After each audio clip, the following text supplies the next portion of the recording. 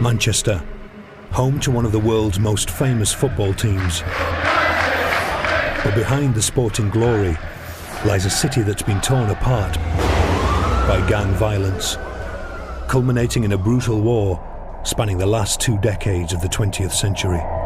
This was a war, and these were soldiers, troops on the battlefield. That's how they behaved, as if they were at war and they would take no prisoners. These gang wars would create a climate of fear and leave hundreds dead or injured. I was turned out to 8 murders on one Sunday, which the CID were actively investigating. And spawn a generation who lived and died by the gun. They were psychotic, some of them. Manchester's gang wars would make headlines around the world, blight the reputation of one of Europe's most historic cities, and give birth to a new and sinister nickname, Gunchester. This is the inside story of Manchester's ganglands.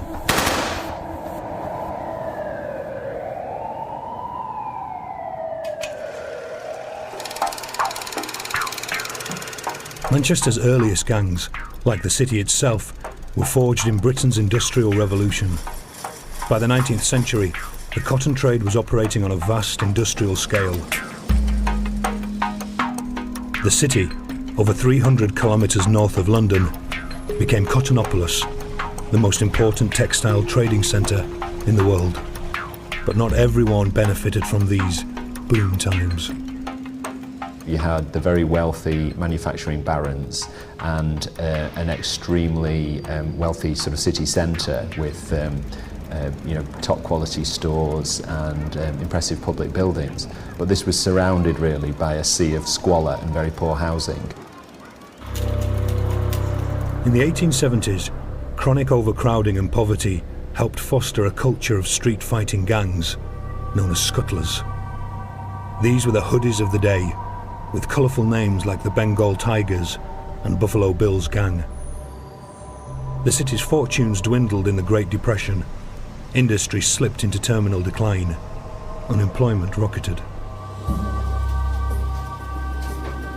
People did whatever they could to survive.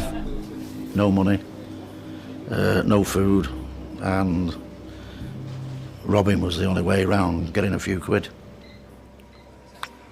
Out of these hard times emerged Jimmy Donnelly, known as the Weed because it was said he grew on you. He spent his early years on the south side of the city.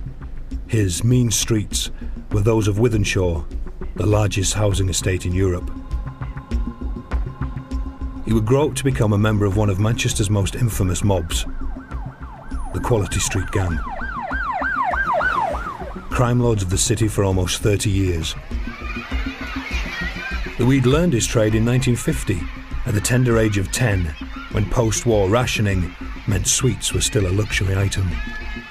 I robbed a place called Brooks's Biscuits, and I went through the roof and rolled boxes and boxes of black chocolate off the roof, trying to earn a few quid, selling it at school.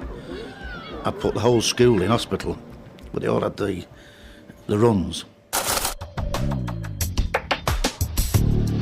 Jimmy then turned his hand from chocolate to meat and fish when he started work as a delivery boy in the city's largest market, Smithfield. He was 15 and earning a wage, but already set on a career in crime. You go into the kitchen, you throw your stuff down, and the chef would weigh it or check it, but you didn't pinch that stuff. On your way out, you pinched a turkey that had been delivered the day before.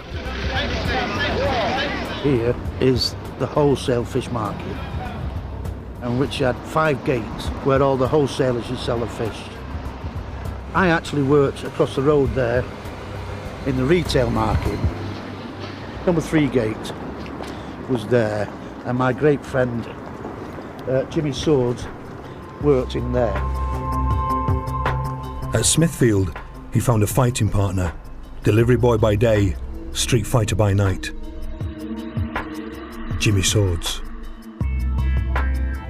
While getting to know Jimmy, there was the odd occasion where I had a little pop at him. and I come unstuck. So I did try my hand with him, but he just flattened me. This was the era of teddy boys, gangs of sharp-suited youths who fought with bike chains and cutthroat razors.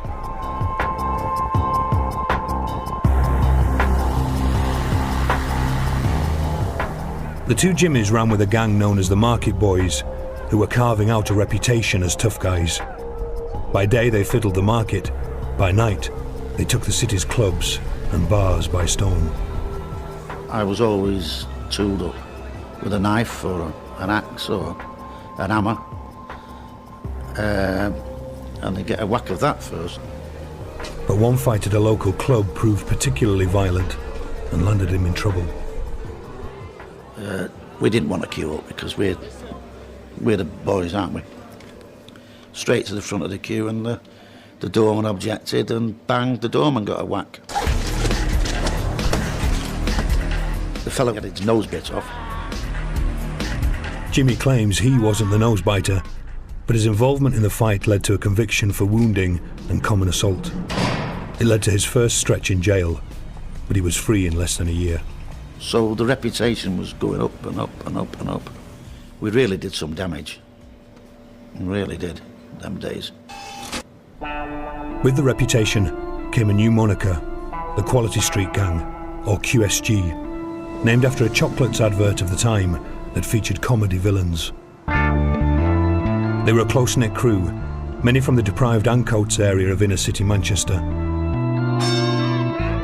They were rarely photographed together, but during a trip to celebrate a shared love of boxing, they were captured on film at Caesar's Palace in Las Vegas. Jimmy the Weed is in his trademark shades. The identity of his associates is such a closely guarded secret that they can't be named, even today.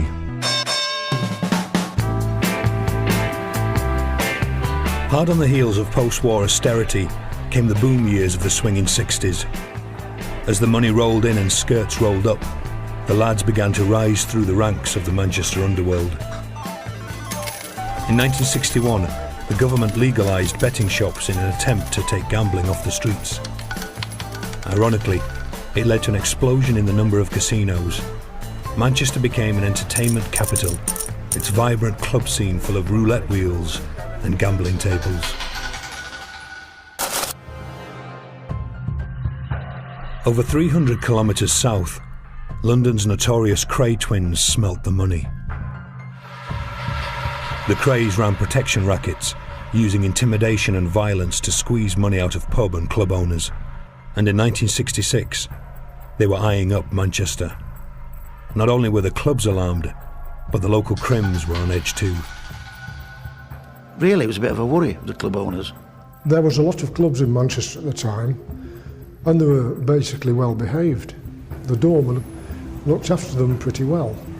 What we didn't want to happen, of course, was people like the Cray twins coming muscling in and working a projection racket, which clearly was what they were after.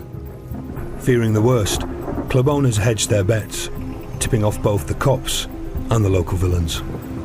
We'd received information that the Cray twins had come to Manchester the day before, and at that present time were ensconced in the Midland Hotel.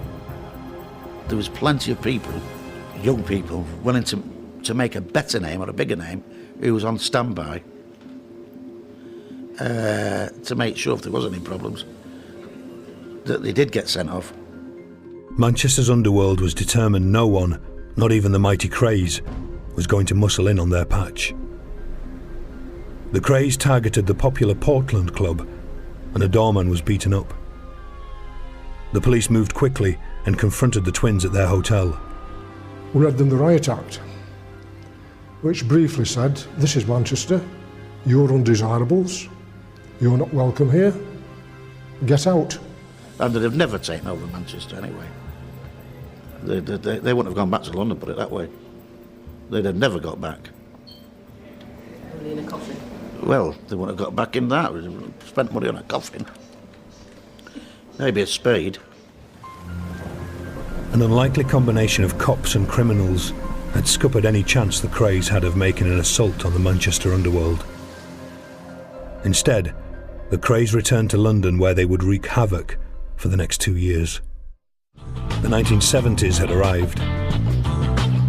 Fashion went flared, and Manchester danced to its own version of Tamla Motown, Northern Soul. Jimmy now had a wife and kids, while his other family, the QSG, had become faces in the city, men you didn't mess with. They had moved into boxing, property, and the car trade. Jimmy bought nightclubs and a scrapyard where he handled the occasional stolen car part. Violence was a way of life. Lots and lots and lots of things happened here. A few people was carried in here and carried out. And notably one man who threatened me and asked me for £2,000. We threw him in one of the cars and got the crane round and dropped the weights on it and squashed it within about an inch of him. Dragging him out, he never came back and he never asked for his £2,000 again. The QSG were a tight bunch. Secrecy and the threat of reprisals for loose talk hampered all efforts to bring its members to court. Police investigations were not helped by allegations of corruption within their own ranks. There's no doubt at all that the Quality Street Gang, like other groups of that era in other cities, were receiving tip-offs from the police or from certain corrupt police officers. Allegations of corruption went as high as Manchester's Deputy Chief Constable, John Stalker, who was accused of having links to the QSG. Stalker cleared his name and was fully exonerated of any misconduct. While it's undeniable that the QSG received the occasional police tip-off, Jimmy denies they ever had a top cop on the payroll. No policemen's on the firm. We did get snippets of different things and what have you. Naturally, everybody does. But no way did anybody have anything to do with John Stalker in the QSG. Nobody. But for the QSG, the Stalker investigation had placed an unwanted spotlight on their activities. From now on, they took more of a back seat. Well, they certainly were very crafty and cunning. They realised that getting into trouble with the police was not the way forward. It was better for other people to do their dirty work for them. They were really criminal managers. But Jimmy was still on the front line. I mean, you'd have to get your hands dirty. If you've got £1 million worth of gold, it's got to come to you eventually, hasn't it? I mean, what's the point of being there? So, you might set it up, you might direct operations, and at the end of the day, you'd get your whack or you'd get the lot of it, and then you'd pay whoever. Handling stolen goods proved to be lucrative for Jimmy, and he didn't care who he sold them to. In the mid-1980s, Britain was still embroiled in a bloody civil war between Northern Ireland's nationalist and unionist communities. When stolen guns came his way, the Weed had no qualms about selling them onto the paramilitaries. It was money. If there's a parcel, and somebody there to buy it, it was bought and sold. And that was it. In Manchester, the QSG took on an almost mythical status that survives to this day. For the cops, getting charges to stick against the QSG proved almost impossible, and no serious prosecutions were ever brought against them.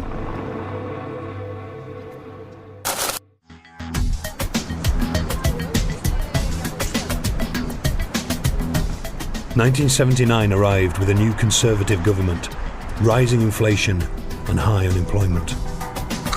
But in Manchester, the villains bucked the trend with a new money-making enterprise: armed robbery. Wages were still delivered by hand, soft targets for hard men. And professional robbers Fred Scott and Lenny Pilot took full advantage. We knew them very well, and they was good workers. I mean, the way they performed the work was fabulous. At the time, they would have been regarded as the most prolific and successful armed robbers in the north of England. Scott and Pilot formed the Crazy Face Gang. named after the grotesque masks they wore to terrify their victims. They targeted cash deliveries, mostly from security vans. In them days, there was a lot of ready cash about, and that's what we wanted. You know, it's very easy, really, sort of money boxes on wheels. They set up a crime syndicate of robbers and developed a network of tip-offs. This former gang member served time and claims to have put his past behind him, so he prefers to remain anonymous. He reveals how the gang operated. And at any one time, we might have 10, 15, 20 bits of work, you know, in mind. And eventually we'd settle on one. From the late 70s to the early 80s, he claims they hit about 20 targets. These guys were all about speed. Hit a job fast, take the money within 90 seconds, or leave empty-handed. Kenny Connor was a career robber, and a prolific one. He got me 285,000 quid in cash I'd stole, not to mention the jewellery, paintings, antiques and whatever else we stole. You know what I mean? But I was mainly cash. He met the Crazy Face gang in prison and was tempted by their invitation to join them, but was wary of their use of guns. They concocted all this up then. Let's go out and do some armed robberies. Armed robberies? No, not for me, mate. Not my scene, armed robberies. I don't need a gun. There's my gun. I can rob money without guns. In May 1982, the gang got a tip-off about the weekly wages run from a local bank to the Failsworth Hat Company. It was difficult. You couldn't take the money from the bank. The bank was on the main road, on a sort of a humpback bridge. It was difficult, very, very difficult. This gang were pros, renowned for their level of planning before a job. First they drilled holes in the back of a van, then parked up across the street from the bank. From their hiding place inside, they watched how the money was moved from the bank to the nearby factory at the end of a cul-de-sac. We knew then what time the money was picked up. It was actually chained to the man's hand when he left the bank, but unchained when he put it in the boot of his car. We couldn't touch it near the bank, we couldn't go near it. So we decided the best place to take it is just before they actually get to the company, as they're in this cul-de-sac. Assured of success, Kenny Connor agreed to join the team. Well, they'd done their own work on it, hadn't they? They'd done their own work, see what happens, Failsworth Hat Company. And the reason they wanted to do that is, like I said, it was simple. On Friday, June the 4th, the Hat Company wages were collected as usual. But this time, the Crazy Face gang, kitted out with masks and shotguns, was lying in wait. Pilot and Scott are in this street in the van, all right? As the Failsworth Hat blokes come, they turn in this street here. Pilot and Scott start up, tear around this corner, smack into them, bang. Scott and Pilot rammed the car containing the money. Scott gets out this side with one gun. He's got them. Pilot gets out this side, runs to the transit, gets hold of him. With the driver dazed, the gang grabbed the cash.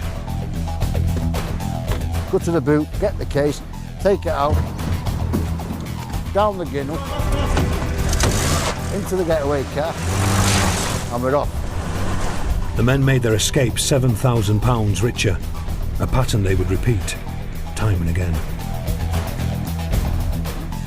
Easy, very easy.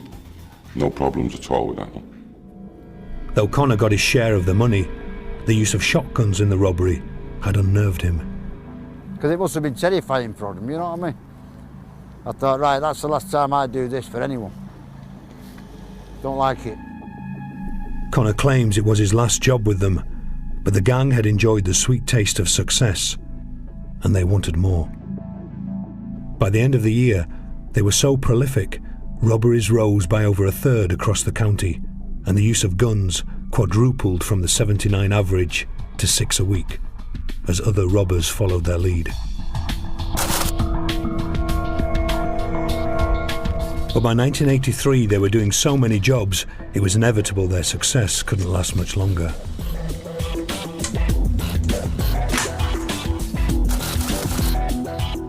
Thursday, March the 24th, was another wages delivery, this time to the Walls meat factory. Up to £100,000 was for the taking from a security van, or so the gang had hoped. Pilot and 2 other gang members took up position in the factory's goods yard. Gang leader Fred Scott donned a disguise and wandered into the factory's reception. When the security guards arrived with their money bags, Scott whipped out a gun and all hell broke loose. Scott had drew the gun, so there was 2 guards on the floor, there was uproar going on inside the offices, there's people outside running and screaming and shouting, and the money was inside the van. The guards had only brought out the first money bags. The rest was still in the van, with a security guard. In their frustration, the gang fired into the van, but the cash chute remained closed.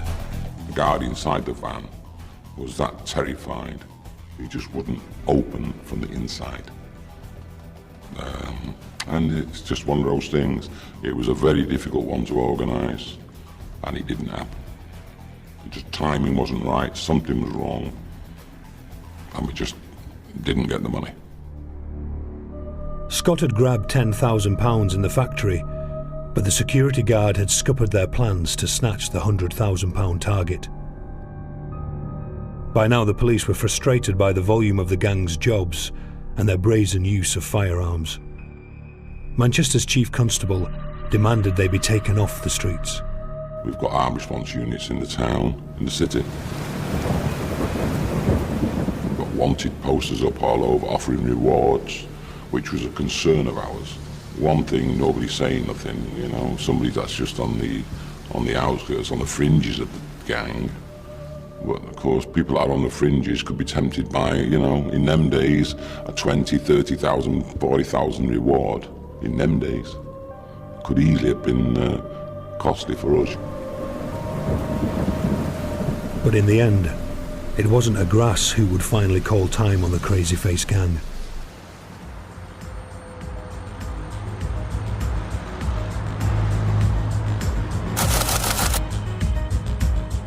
The gang robbed a post office in Moston, north of the city.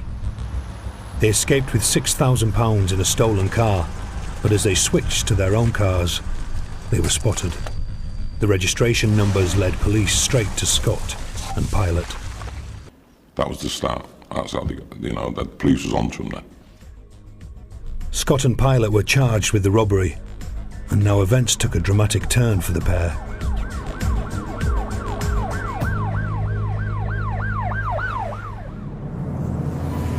In the 1970s, London's Metropolitan Police had pioneered the use of supergrassers to target armed robbery gangs. There hadn't really been an equivalent in Manchester because Manchester hadn't had the same problem at that time with armed robbery, but in the 70s it developed it. Then the Crazy Face gang came along. Now an ambitious young officer, Henry Exton, put a plan into action, even more devious than the robbers. Before the trial, Exton made contact with Pilot, and the 2 met in a pub. I think Pilot was just jogging him along to see if he could learn something. That's all. Nothing else. Unknown to Pilot, the meeting was secretly recorded. Months later, Scott and Pilot were sentenced to 10 years for the post office job, but police still had to prove they did the other jobs too. Exton played his next card. He visited Pilot in Manchester's Strangeways jail, and this time asked Pilot to turn supergrass and confess to all the gang's crimes. There was never any chance in the world that any pilot was ever going to talk to the police. Never. And the same with Fred Scott. Fred Scott didn't even talk to himself, never talked to anybody else. You couldn't get near Fred Scott.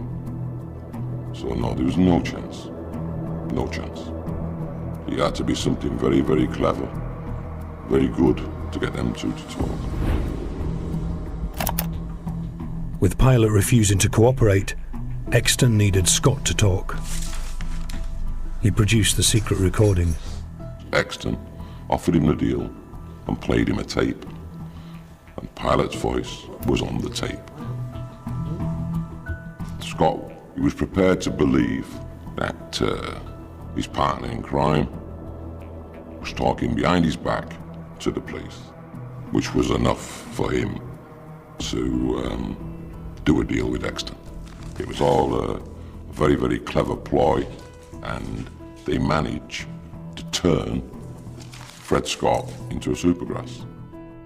Believing his partner had already coughed to the cops, Scott named the whole gang and confessed to the robberies.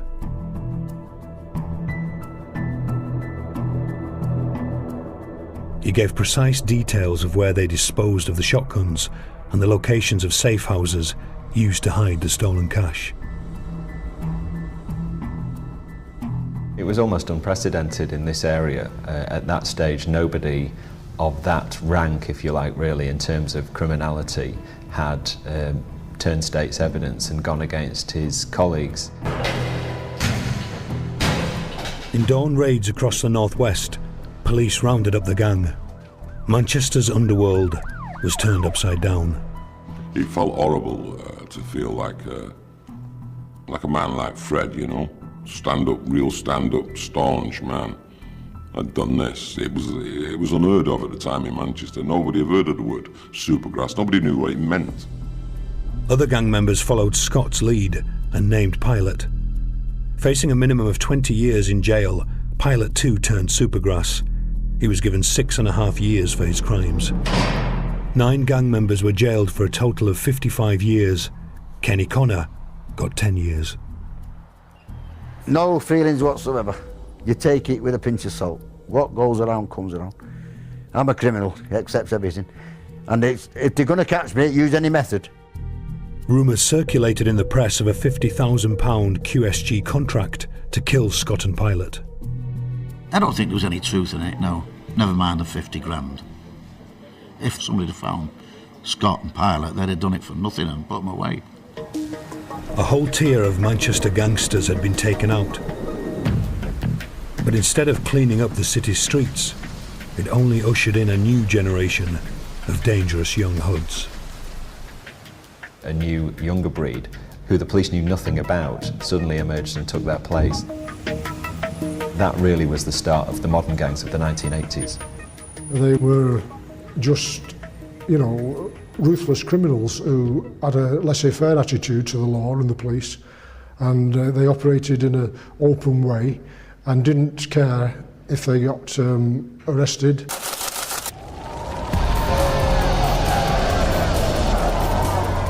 The new wave rose from the ashes of several nights of riots that hit the streets of London, Liverpool and Manchester in 1981. Years of harassment, interracial unrest and soaring unemployment in Britain's black communities culminated in pitched battles with police. In the Manchester suburb of Moss Side, 1,000 youths besieged the local police station, triggering 2 days of burning and looting. It was absolutely intimidating to see such devastation and crime occurring as a young officer. Buildings being burnt down, the devastation, people attacking your police officers with dustbin lids as riot shields, police officers bandaged. The story of Manchester's underworld took a new and deadly turn.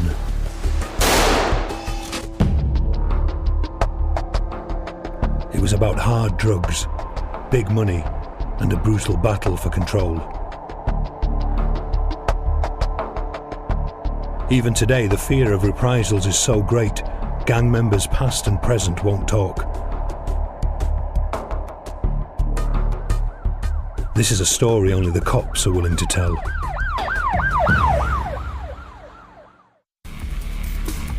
Moss Side had all the necessary ingredients for violence to take root and flourish.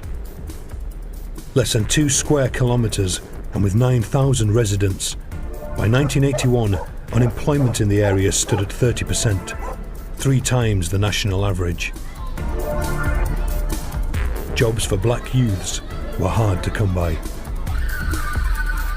Moss Side was ripe for an American-style gang culture. Lack of opportunities caused its disillusioned youth to look for ways to make money. Moss Side was fertile ground for an explosion in drug use. In the 60s and 70s, cannabis was the main drug problem. As the years rolled by, things progressed. The drug scene changed somewhat. A new drug had arrived: heroin. It began to be an issue really from the early 80s onwards. A lot of it because of the development of the Golden Crescent, Afghanistan-Pakistan border as a major source of heroin. And this started to seep into the UK market, and the main market in the north of England became a particular area of Moss Side where heroin could be bought on the street. Illegal drugs became Britain's prohibition, creating a climate where violence and gangs could flourish. Cheetham Hill lies on the north side of the city. The Waterloo estate was home to a gang of serious criminals known as the Cheetham Hillbillies. Many of their families moved here during the slum clearances of Moss Side in the late 1960s. A generation grew up with friends and enemies living in both communities. Feuds started over women, but quickly became about reputation. While Moss Side's notoriety came from drugs, the Hillbillies spent the 80s carving out a name for violence, especially armed robbery. Cheetham Hill was slightly different than Moss Side, in as much as, one, they were sort of identified as a group or a gang. They were specialising in robberies, building societies and post offices, in other words, stealing money. Franklin Sinclair got the measure of the Hillbillies after representing many of them in court. Cheetham Hill were cock of the town, as it were. Some of them were simply violent, some of them were very streetwise, some of them were ruthless, some of them were calculating, most of them were professional. It was only a matter of time before the Hillbillies tried to muscle in on Moss Side. Eventually they decided that there was also money to be made in the drugs business, and they branched out into that as well. And I think that's what resulted in quite a lot of conflict between the two elements. Moving up the hierarchy of the Hillbillies was 19-year-old Anthony Johnson. One of the few white gang members, he was known as White Tony. White Tony really epitomised this new breed of wild, reckless young gangster who would stop at nothing, was scared of nobody. No crime was too audacious or out of bounds for him, and he soon attracted almost cult status in Manchester in the criminal underworld.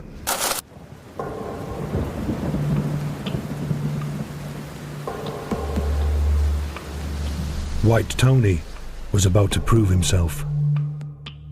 Father of two, Anthony Gardner, had recently moved to Moss Side. His Christian parents knew little of his new life. He get into trouble with his friends. He follow. As you know, young people mostly follow their friends, and that's what he do. And he get in some little trouble, but not great big trouble. It's believed he'd fallen out with a hillbilly leader over money, and for Gardner, that meant big trouble.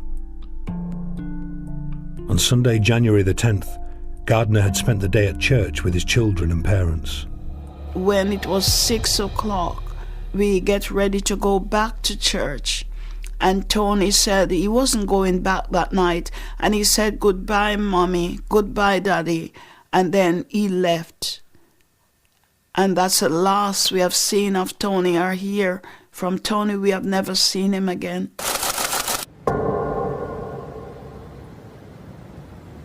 He returned to Moss Side. Later that evening, as he sat in a friend's car, a gunman stepped out of the shadows and shot him dead.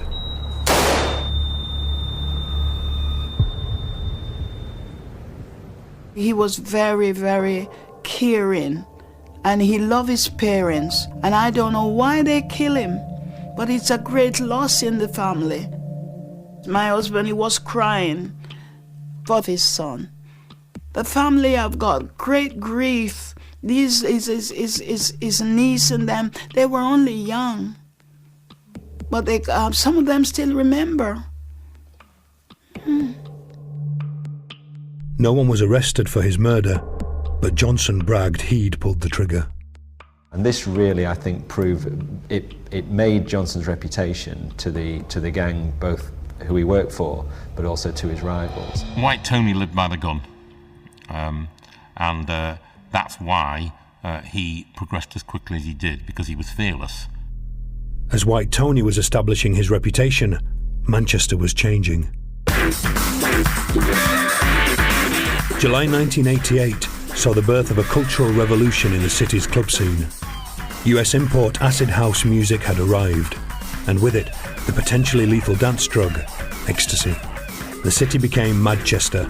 Not since the 1960s had the city been an entertainment capital. Now, clubbers rubbed shoulders with bands like the Happy Mondays and the Stone Roses. Recreational drug users flocked to the Hacienda nightclub, the mecca of dance music. While just 3 kilometres away, heroin addicts were making a pilgrimage of a different sort. Moss Side's shopping precinct had become the Northwest's prime marketplace for heroin. It was quite shocking to see, because it was that blatant. You had people who came and stood on the street, and you reflect and think, how did this establish itself? Which came first, the dealers or the abusers? Police launched a thorough crackdown. They'd learnt lessons from before. First, they targeted the suppliers. In February, as a London train pulled into the city's Piccadilly station, the drugs squad was lying in wait. In a neat sting, they arrested 2 men carrying over 1 kilo of heroin, worth close to £250,000. In November, police hit the dealers. They used video evidence to prosecute 12 men and smashed the lucrative heroin market centred around the shopping precinct. But other criminal elements quickly filled the void, and the heroin market moved deep into the neighbouring Alexandra Park estate. It was a critical turning point. The Moss Siders split into 2 distinct gangs, named after the streets where they lived. They carved up the estate between them. Alexandra Road South into Alexandra Road up to Moss Lane West would be the dividing line. This side of the estate would be known as the Gooch Close Gang. This area here would be what was commonly known as the Doddington Gang territory. The brutal gang and turf war began as the 2 sides battled to control the lucrative drugs trade. This former police officer patrolled the estate as hostilities began.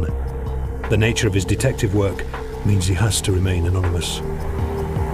They took it as an insult, as a slight, if competitors or people from another faction came onto their turf as such. They all had lucrative drug dealing activity within their particular areas, and they wouldn't allow anybody else to impact on their business, because that's how they made their money. And they guarded and defended their area, their geographical area, sometimes with their lives. There's no doubt about that.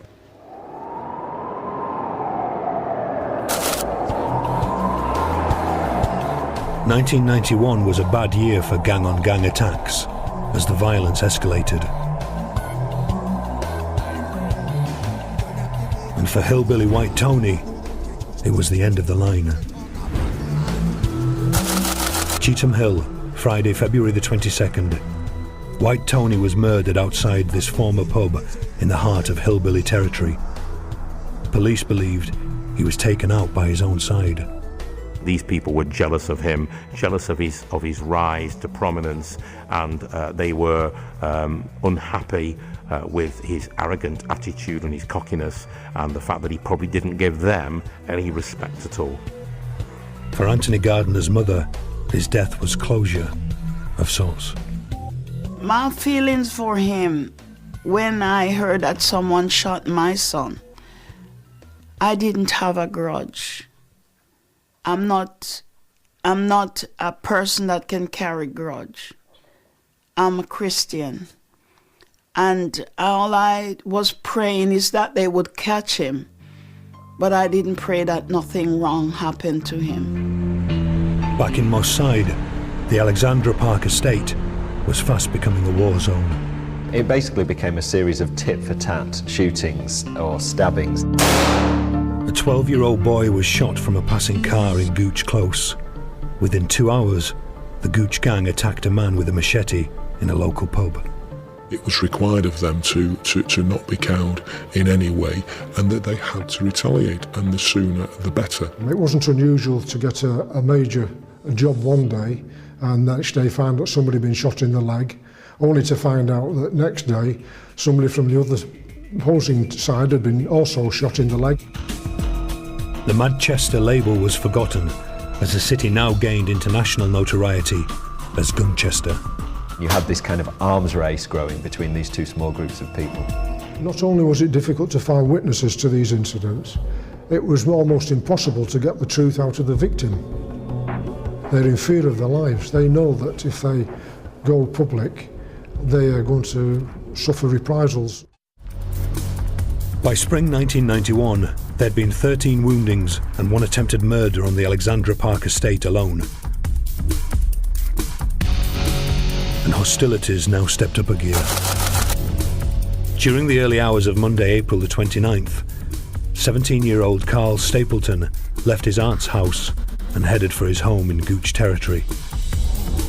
He never made it. His body was later found slumped in an alleyway. He'd been mutilated with a machete. Stapleton simply lived on the wrong side of the estate.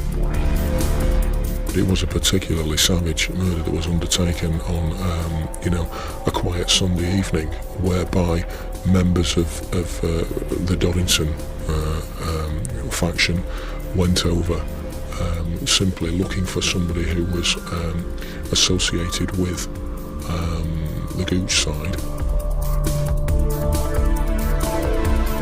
The Gooch would now be out for revenge. Police moved quickly to take the gang off the streets and prevent a further escalation in the violence. They targeted the gang's heroin business, centred around an enclave off Gooch Close, at the heart of their territory. The Gooch Close gang had established this particular drug marketplace in their area of the estate. They'd done that, again, to avoid law enforcement. It was difficult to police because of the amount of cul-de-sacs and dead ends. As you can see for yourself, there would be a lot of alleyways, a lot of walkways and so on and so forth around here. We couldn't control access of abusers to buy drugs. We were losing control of people as they entered walkways and then basically emerged elsewhere in the estate. It was extremely difficult to manage. And there would be spotters and watchers and people affiliated to the gang. They would be everywhere looking for any police activity. So we had to change our tactics.